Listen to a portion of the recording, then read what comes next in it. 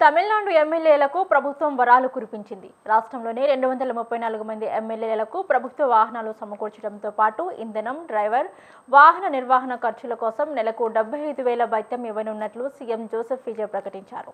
నియోజకవర్గాల్లో ప్రజల సమస్యలను తెలుసుకుని పరిష్కరించేందుకు ఎమ్మెల్యేలు తరచూ పర్యటించాల్సి ఉంటుందని, ఇందుకోసమే ప్రభుత్వ వాహనాలు అందిస్తున్నట్లు అసెంబ్లీలో తెలిపారు.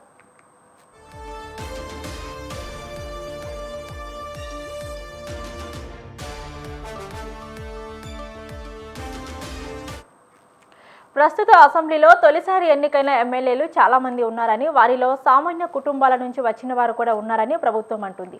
ప్రజాప్రతినిధులుగా తమ బాధ్యతలను సమర్థవంతంగా నిర్వర్తించేందుకు రవాణా సౌకర్యం అవసరమని సీఎం విజయ్ అన్నారు. ఎమ్మెల్యేలకు అవసరమైన లాజిస్టిక్స్ సదుపాయాలు కల్పించాలని వీసీకే ఎమ్మెల్యే జ్యోతిమణి కోరిన నేపథ్యంలో ఈ నిర్ణయం తీసుకున్నారు. ఇక ఇదే సమయంలోనే ఎమ్మెల్యేలకు మరో కీలక సదుపాయాన్ని ప్రభుత్వం ప్రకటించింది.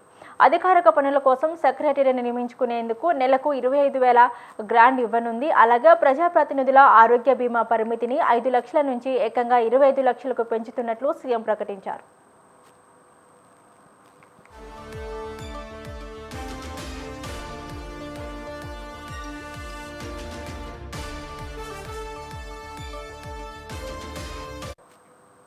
ప్రభుత్వ నిర్ణయంపై పలువురు ఎమ్మెల్యేలు హర్షం వ్యక్తం చేశారు. టీవీకే మిత్రపక్షమైన కాంగ్రెస్ ఎమ్మెల్యే తారహగై కుత్బన్ ఈ నిర్ణయాన్ని స్వాగతించారు. ఎమ్మెల్యేలంతా సంతోషంగా ఉన్నారని, ప్రతిపక్ష సభ్యులు కూడా ఈ నిర్ణయాన్ని స్వాగతిస్తారని అన్నారు. పాఠశాలల విద్యాశాఖ మంత్రి రాజ్ మోహన్ సైతం ప్రభుత్వ నిర్ణయాన్ని సమర్థించారు. ఎమ్మెల్యేలకు సౌకర్యాలు కల్పించడంతో పాటు డ్రైవర్లు, సెక్రటరీలకు ఉద్యోగ అవకాశాలు ఏర్పడతాయని పేర్కొన్నారు. అయితే ప్రభుత్వం తీసుకున్న నిర్ణయంపై ప్రతిపక్ష డీఎంకే తీవ్ర అభ్యంతరం వ్యక్తం చేసింది.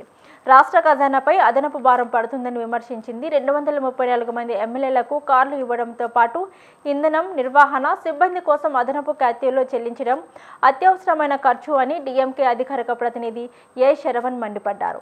ఇక ప్రజాధనాన్ని ఈ విధంగా ఖర్చు చేయాల్సిన అవసరం ఏముందని ప్రశ్నించారు.